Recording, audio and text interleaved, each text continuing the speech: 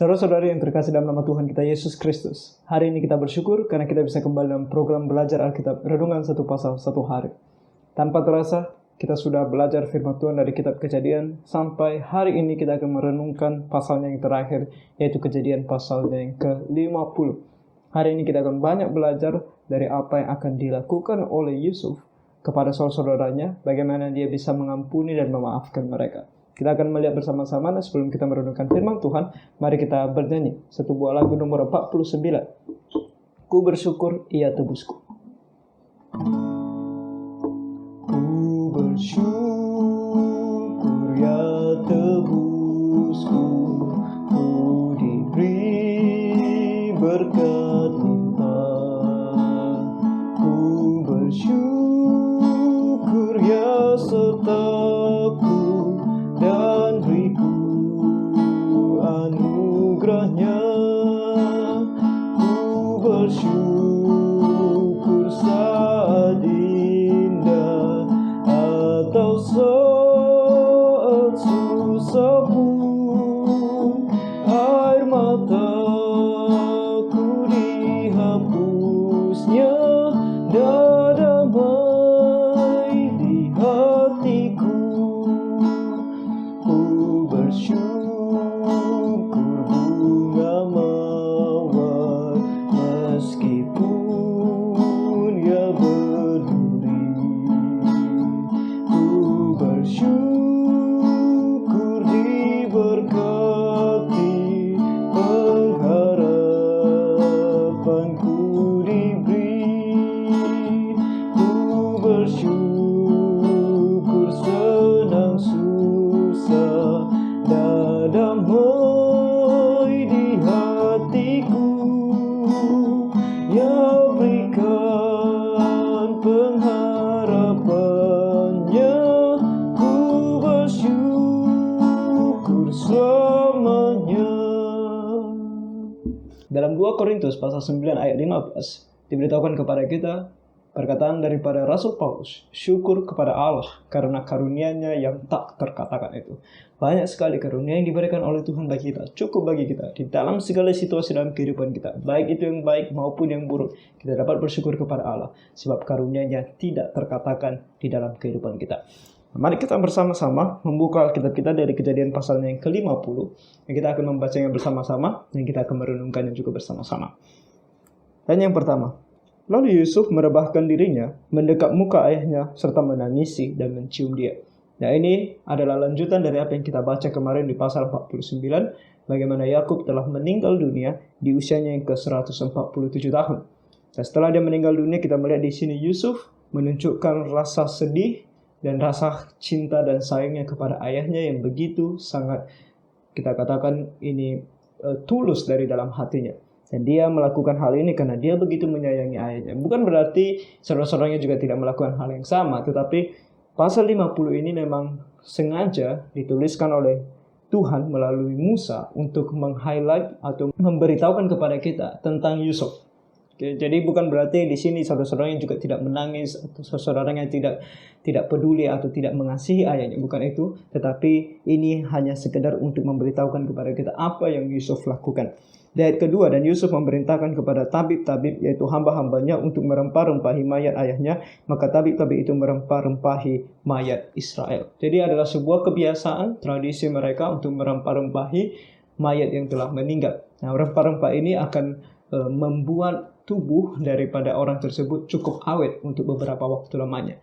Namun, pembuatan rempah-rempah ini sendiri atau pemberian rempah-rempah ini bukanlah memakan waktu yang cukup cepat, melainkan pada masa tersebut tradisi mengatakan bahwa itu mengambil waktu 30 sampai 40 hari lamanya. Oke, 30 sampai 40 hari lamanya mereka mempersiapkan semuanya itu. Di sini dikatakan di ayat 3, hal itu memerlukan 40 hari lamanya. 40 hari lamanya mereka melakukan hal tersebut baru selesai dirempah-rempahi mayatnya Yakub. Sebab demikianlah lamanya waktu yang diperlukan untuk merempah-rempahi, dan orang Mesir menangisi dia 70 hari lamanya. Sebuah perkabungan yang begitu panjang. Nah, ini bukan berarti adalah sebuah ayat untuk memberitahukan kepada kita apa yang harus kita lakukan kepada orang yang meninggal dunia. Bukan, ini adalah sebuah tradisi di masa itu bagi orang yang dihormati. Dan kita melihat di sini, penghormatan yang diberikan orang Mesir kepada Yusuf juga diberikan kepada ayahnya. Karena mereka percaya bahwa Yusuf bisa demikian juga oleh karena ayahnya. Jadi ada penghormatan. Makanya sering sekali kita melihat bahwa seorang ayah itu mendapatkan penghormatannya dari anaknya. Jikalau anaknya adalah seorang yang membanggakan, tentu orang tuanya bangga. Tapi jikalau anaknya seorang yang tidak bisa dibanggakan atau bisa dikatakan sampah di dalam masyarakat, maka orang tuanya akan mendapat malu. Oleh karena itu ini sebuah pesan bagi kita anak-anak. Baiklah kita menjaga diri, sebab apa yang tampil di dalam diri kita itu bisa membuat orang tua kita bangga atau orang tua kita malu. Dan kita sebagai orang tua, mari kita didik anak kita dengan baik-baik. Karena apapun yang mereka lakukan di luar sana, itu akan menggambarkan siapa kita. Sebab orang akan selalu melihat siapa ayahnya, siapa orang tuanya. Oleh karena itu, setiap orang tua Kristen harus sungguh-sungguh mendidik anak mereka di dalam Tuhan. Sehingga anak-anak ini menjadi anak-anak yang patuh kepada Tuhan. Sehingga kalau di luar sana, mereka pun dibenarkan atau disalahkan, itu karena Tuhan. Bukan karena mereka melakukan apa yang jahat di mata Tuhan. Oke, jadi di sini semua orang menghormati Yakub dan menangisi dia, meratapi dia selama 70 hari.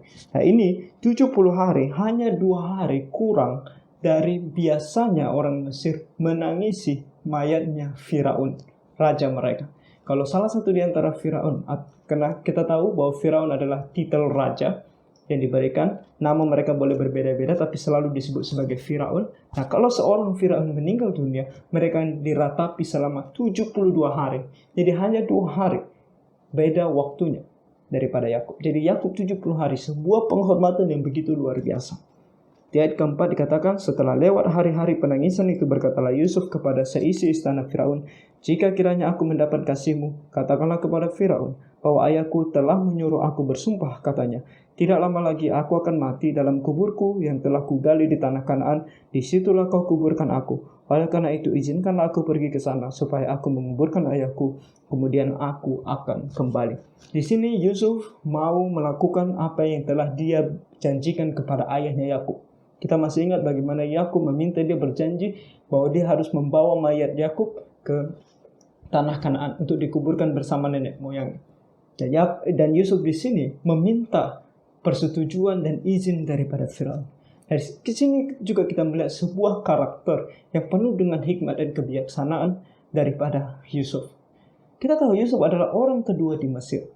Dia hanya sedikit saja di bawah Firaun.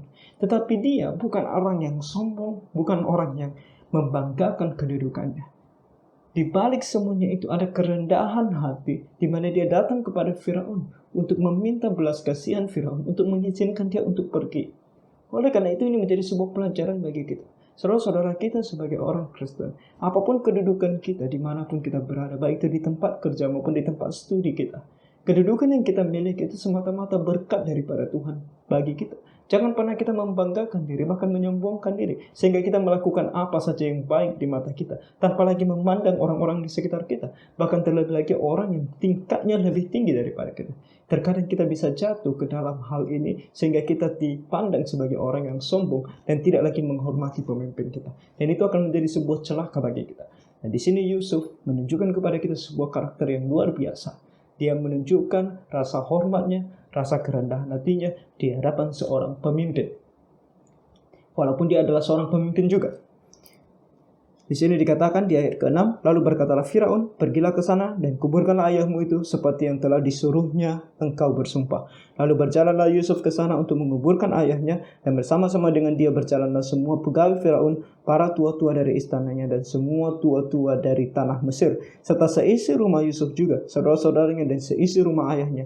Hanya anak-anaknya serta kambing domba dan lembu sapi yang ditinggalkan mereka di tanah Goshen, baik kereta maupun orang-orang berkuda turut pergi ke sana bersama-sama dengan dia, sehingga iring-iringan itu sangat besar.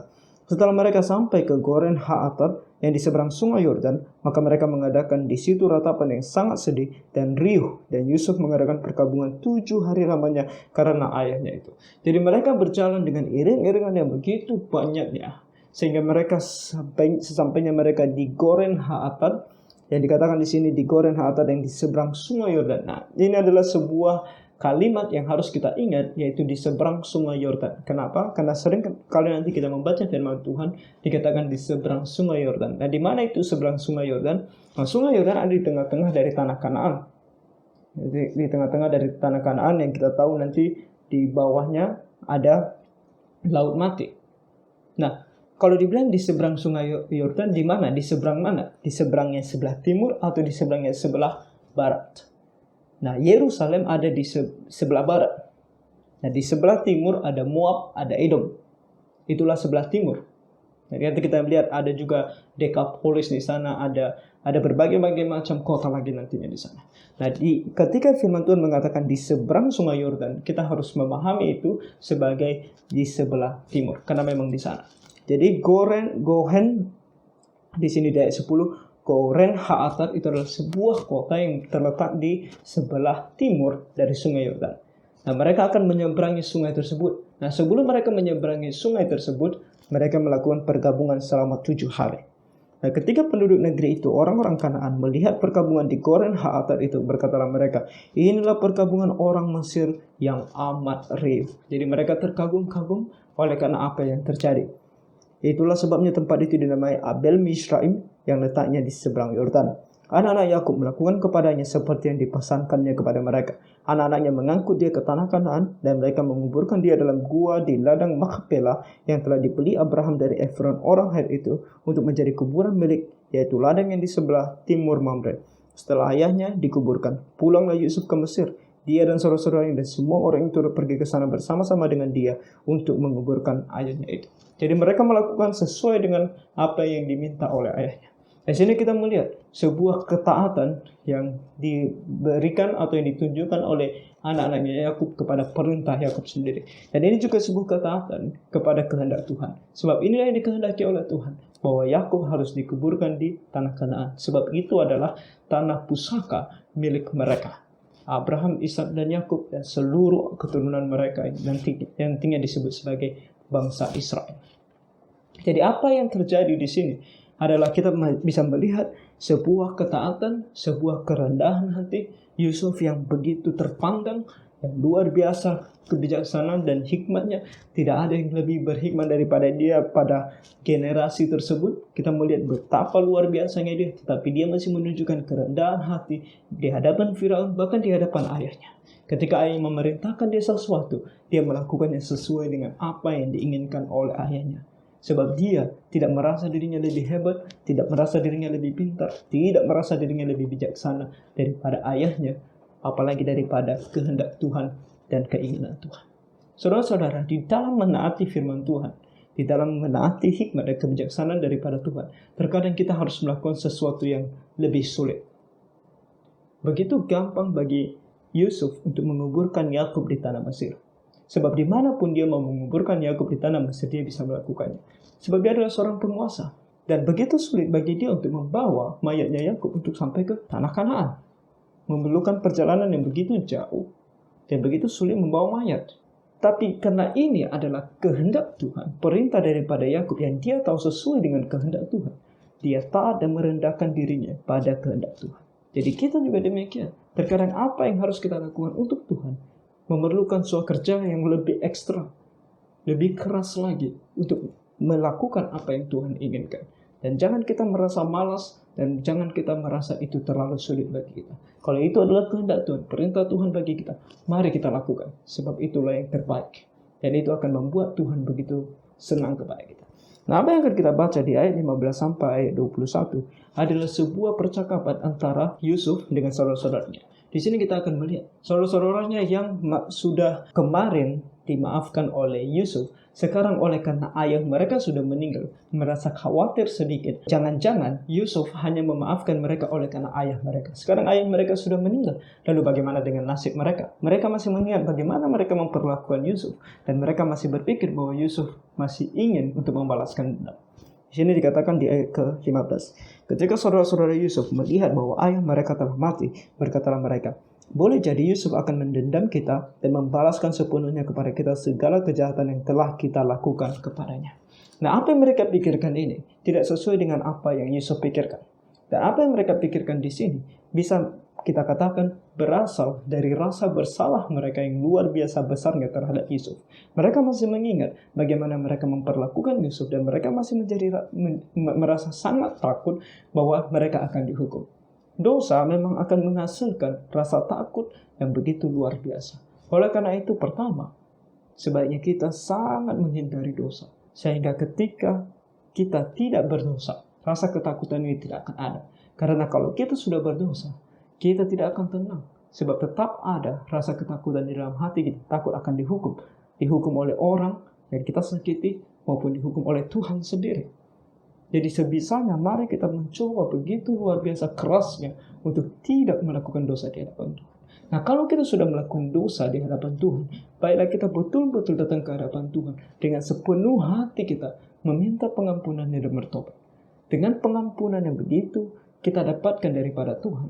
Karena kita sudah sungguh-sungguh datang kepadanya di dalam pertobatan, kita akan mendapatkan damai. Karena kita tahu kita sudah diampuni. Jadi apapun yang terjadi kemudian, kita tidak akan pernah takut lagi. Karena kita tahu kita sudah diampuni oleh Tuhan dan diampuni oleh orang yang dimana kita berbuat salah kepadanya. Jadi perlu bagi kita untuk membersihkan hati nurani kita dari rasa takut oleh karena kesalahan kita.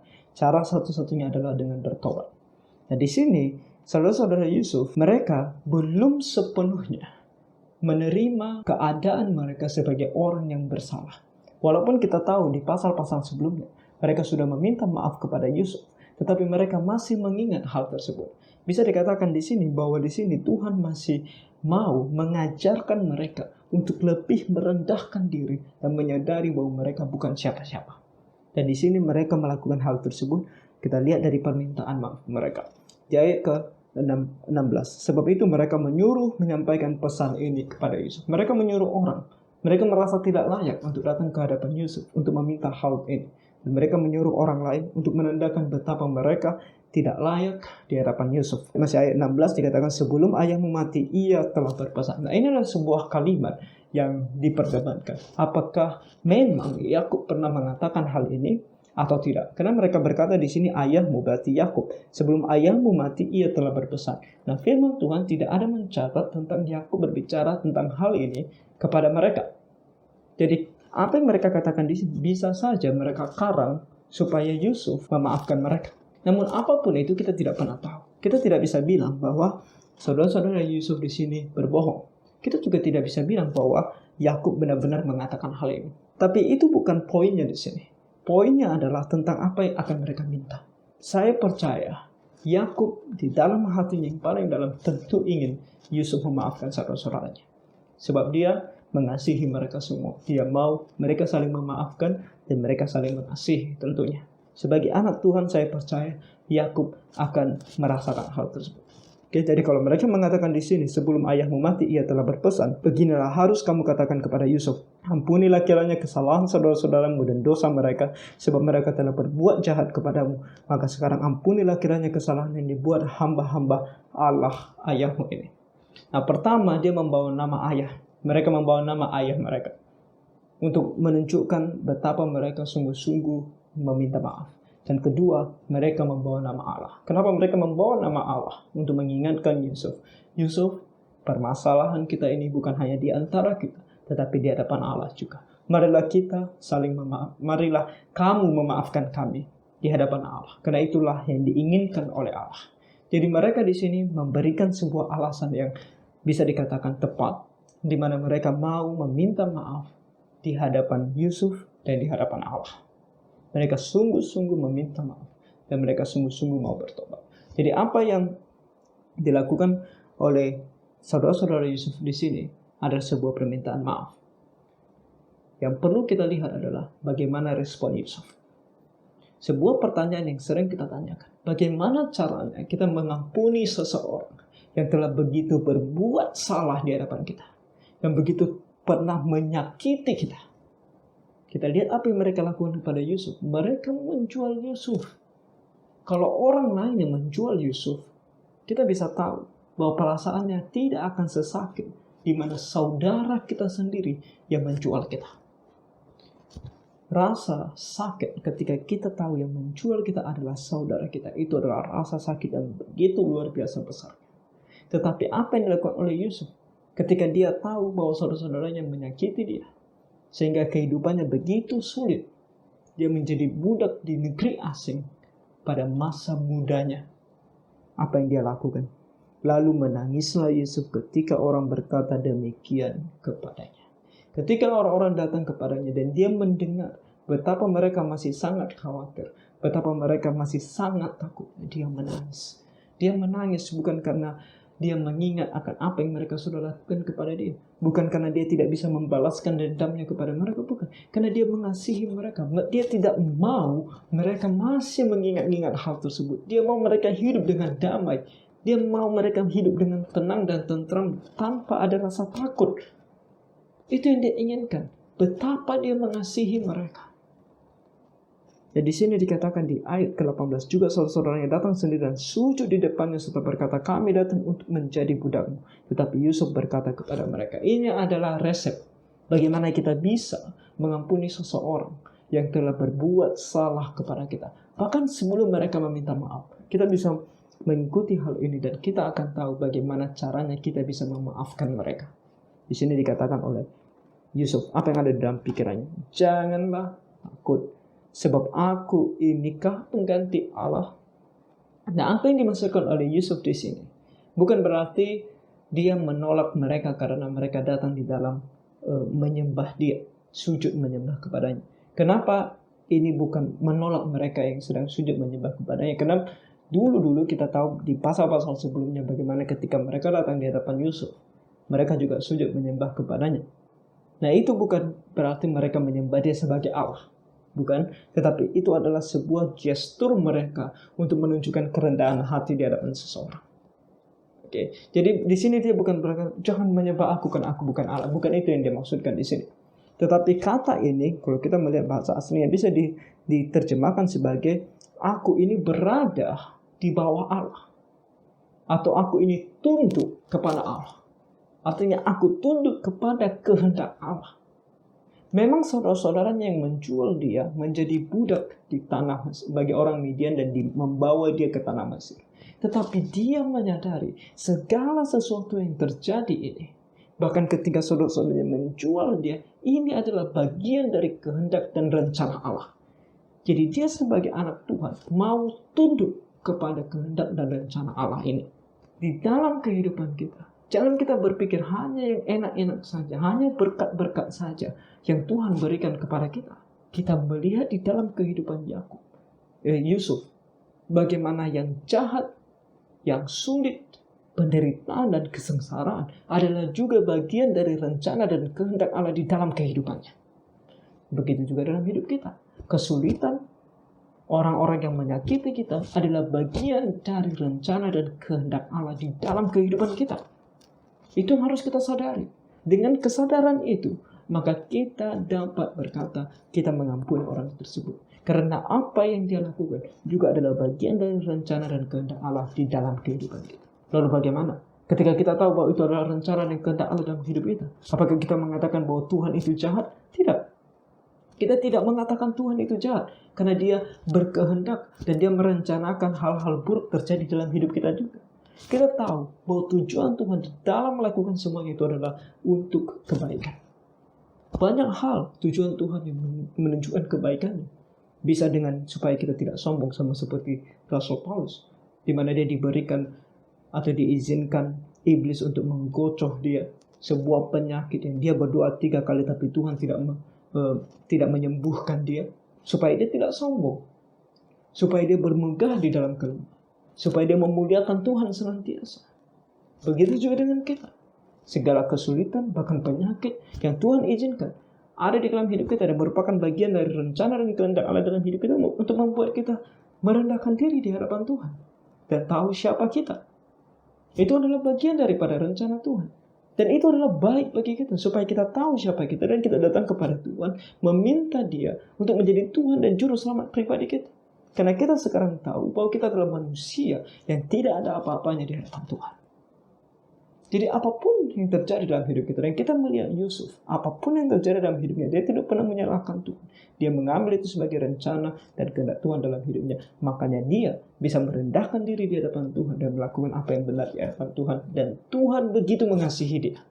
Demikian juga dengan kita. Tuhan akan begitu mengasihi kita kalau kita bisa melakukan seperti yang dilakukan oleh Yusuf. Yusuf di sini bisa memaafkan mereka oleh karena dia menyadari hal ini. Dan kemudian dia katakan, memang kamu telah mereka-rekakan yang jahat terhadap aku, tetapi Allah telah mereka-rekakannya untuk kebaikan dengan maksud melakukan seperti yang terjadi sekarang ini, yakni memelihara hidup suatu bangsa yang besar. Dan janganlah takut, aku akan menanggung makanmu dan makan anak-anakmu juga. Demikianlah ia menghiburkan mereka dan menenangkan hati mereka dengan perkataannya. Saudara-saudara, kita sebagai orang yang disakiti, jangan merasa adalah berhak bagi kita untuk menyakiti orang yang telah menyakiti hati kita. Ini adalah kasih yang sesungguhnya, di mana kita bisa mengampuni dan memaafkan mereka yang melakukan kejahatan di mata kita. Kita berdoa di dalam doa Bapa kami, ampunilah kesalahan kami, seperti kami juga mengampuni orang yang bersalah kepada kami. Apakah ini menunjukkan bahwa kita harus mengampuni orang lain dulu, baru Tuhan akan mengampuni kita? Bukan demikian. Tetapi kalau kita bisa mengampuni orang lain, itu menunjukkan bahwa kita benar-benar anak Allah. Benar-benar bahwa kita sudah diampuni oleh Tuhan. Kita sudah merasakan pengampunan daripada Tuhan. Sebab Tuhan mengampuni kita ketika kita masih berdosa, ketika kita masih musuhnya Allah, ketika kita sedang mengacungkan tangan kita yang terkepal kepada Tuhan, di mana kita tidak mau dan kita begitu menentang kehendak Tuhan. Disitulah Tuhan mengampuni kita. Dia mati di atas kayu salib demi kita, orang yang berdosa, yang melawan Dia. Demikianlah Dia juga ingin. Kalau kita memang sudah betul-betul percaya kepadanya, mengatakan bahwa kita percaya kepadanya dan menerima Dia sebagai Tuhan dan Juru Selamat kita, demikianlah kita juga harus mengampuni mereka yang bersalah kepada kita. Bahkan rela mati untuk mereka yang bersalah terhadap kita. Itulah iman kita sebagai orang Kristen. Itulah yang disebut sebagai kasih di dalam kekristenan. Oleh karena itu kita tidak membunuh, kita tidak menganiaya, kita tidak melakukan hal yang jahat kepada mereka yang menghina kita, yang berlaku curang terhadap kita, yang menyakiti kita, yang menyiksa kita. Melainkan kita akan mendoakan mereka supaya mereka dikasihi oleh Tuhan, diampuni dosanya oleh Tuhan. Sama seperti Stefanus ketika dia dilempari batu oleh mereka yang begitu membenci dia. Termasuk di sana ada Rasul Paulus sebelum dia bertobat. Dia berdoa kepada Tuhan supaya Tuhan mengampuni mereka. Demikianlah kita harus mengasihi mereka yang telah menyakiti kita. Seberapa besar pun kejahatan mereka. Kalau kita memang anak Tuhan, baiklah kita mengampuni mereka. Jadi coba kita pikirkan. Coba kita ingat ini. Siapa-siapa saja yang pernah menyakiti kita. Siapa-siapa saja yang pernah menyiksa kita, menyiksa batin kita, menyakiti hati kita. Ampunilah mereka. Anak-anak muda mungkin yang pernah sakit hati oleh karena seseorang, ampuni dia di dalam. Berdoa bagi dia supaya Tuhan menolong dia sehingga dia tahu mana yang jalan yang benar dan dia bertobat. Dan kita siapapun kita, pasti ada saja orang yang begitu menyakiti hati kita. Baiklah kita mengampuni mereka. Seperti Yusuf di sini menunjukkan bahwa kita adalah anak-anak Tuhan. Ayat 22, adapun Yusuf, ia tetap tinggal di Mesir beserta kaum keluarganya, dan Yusuf hidup 110 tahun. Jadi Yusuf sempat melihat anak cucu Efraim sampai keturunan yang ketiga, juga anak-anak Makhir, anak Manasye, lahir di pangkuan Yusuf. Berkatalah Yusuf kepada saudara-saudaranya, tidak lama lagi aku akan mati, tentulah Allah yang akan memperhatikan kamu dan membawa kamu keluar dari negeri ini, ke negeri yang telah dijanjikannya dengan sumpah kepada Abraham, Ishak, dan Yakub. Yusuf menunjukkan bahwa dia pun percaya kepada janji Allah, menunjukkan imannya. Iman sangat sederhana, percaya kepada janjinya Allah. Janjinya yang sudah dia katakan. Kalau dia belum katakan, jangan bilang itu janjinya. Yang sudah dia katakan, yang sudah disebutkan di dalam firman, itulah janjinya. Dan Yusuf percaya akan hal itu. Walaupun dia belum melihatnya, dia percaya itu pasti akan terjadi. Jadi dia berkata kepada mereka, itu pasti akan terjadi. Ayat 25, lalu Yusuf menyuruh anak-anak Israel bersumpah katanya, tentu Allah akan memperhatikan kamu. Pada waktu itu kamu harus membawa tulang-tulangku dari sini. Kemudian matilah Yusuf, berumur 110 tahun. Mayatnya dirempah-rempahi dan ditaruh dalam peti mati di Mesir. Nah, Yusuf tidak meminta seperti apa yang diminta oleh Yakub. Itu langsung membawa mayatnya ke Kanaan. Tapi tetap dia mau nantinya tulang-tulangnya dibawa ke sana. Karena itu menurut dia juga percaya itu adalah kampung halamannya. Kita percaya bahwa semua anak-anak Yakub juga melakukan hal yang sama. Walaupun tidak dituliskan di dalam Alkitab sini. Karena mereka pun semua percaya akan janjinya Allah. Dan itu akan terjadi dalam kehidupan mereka. Kenapa Yusuf dituliskan di sini? Karena memang porsi ini untuk menunjukkan imannya Yusuf. Bukan berarti yang lain tidak beriman. Jadi apa yang terjadi di sini kembali adalah ungkapan iman. Apakah kita beriman kepada Tuhan? Kita percaya Tuhan mengatakan barang siapa yang percaya kepadanya, yaitu anak tunggal Allah, anak tunggal yang diperanakkan oleh Allah, yaitu Tuhan Yesus sendiri. Allah sendiri yang rela mati di atas kayu salib menebus segala dosa kita. Kita percaya karena dia mengatakan barang siapa yang percaya kepadanya tidak akan binasa melainkan beroleh hidup yang kekal. Dan kehidupan yang kekal yang dimaksud adalah berada di surga selama-lamanya. Surga belum pernah kita lihat. Kita belum pernah pergi ke surga. Tidak ada orang yang pergi ke surga dan mengatakan kepada kita tentang surga. Rasul Paulus sendiri pergi ke surga, tapi dia tidak berani mengatakan apa yang dia lihat. Dia tidak berani mengungkapkannya karena dia merasa tidak layak untuk mengungkapkannya. Jadi apakah kita beriman bahwa kita betul-betul akan ke surga sama seperti Yusuf di sini, beriman kepada janjinya Allah? Dan ini janjinya Allah kepada kita, perkataannya Allah secara langsung kepada kita, bahwa setiap orang yang percaya kepadanya tidak binasa melainkan beroleh hidup yang kekal. Saudara-saudara, sudahkah kamu percaya kepada Tuhan Yesus? Kalau belum, percayalah, sebab dia berjanji dan janjinya pasti akan terjadi. Sama seperti setiap janji yang kita baca di dalam Alkitab dan terjadi di dalam sejarah, dituliskan di dalam sejarah, dan tidak ada orang yang bisa mengatakan ini tidak benar. Semuanya tertulis di dalam sejarah dan benar adanya. Demikian pula setiap janjinya yang belum terwujud, yang belum tergenapi, juga pasti akan terjadi. Nah, salah satu lagi janjinya yang harus kita waspadai adalah setiap yang belum percaya kepadanya akan dihukum, dilemparkan ke dalam api neraka untuk dihukum di sana selama-lamanya. Itu juga adalah janjinya. Itu juga adalah perkataannya, janjinya di dalam keadilannya. Setiap orang yang berdosa patut dihukum. Itu adalah keadilan. Jadi saudara-saudara, kita memilih, kita mau yang mana? Janjinya yang baik, yaitu kita mendapatkan kehidupan yang kekal kalau kita percaya kepadanya. Atau kita mau janjinya yang mendatangkan kecelakaan bagi kita, yaitu di mana dia akan menghukum kita oleh karena segala dosa kita kan kita tidak percaya kepadanya. Pilihan kita. Saudara-saudara, biarlah saya berdoa supaya kita memilih apa yang benar, baik bagi kita. Percaya kepada Tuhan Yesus sekarang, maka engkau akan diselamatkan. Engkau akan mendapatkan kehidupan yang kekal sesaat setelah engkau meninggalkan dunia ini. Kapanpun, dimanapun, dan bagaimanapun caranya. Jadi saudara-saudara, kita sudah menyelesaikan kitab Kejadian. Besok kita akan mulai dengan kitab Keluaran. Betapa kita bersyukur kepada Tuhan, 50 hari kita telah belajar kitab Kejadian. Bagi kita yang mungkin mau kembali mengulang, karena mungkin waktu itu kita belum terlalu mendengarkan dengan baik dan belum terlalu mengerti, kita bisa mengulangnya. Ada link di bawah di mana semua pasal 1 sampai pasal 50 ada di sana. Boleh dibuka kembali dan ditonton kembali, didengarkan kembali, dibaca dan direnungkan kembali. Bagi kita yang belum mengikutinya dengan baik, mungkin masih di pasal berapa, tetap bisa ada di sana, boleh juga dicek di sana.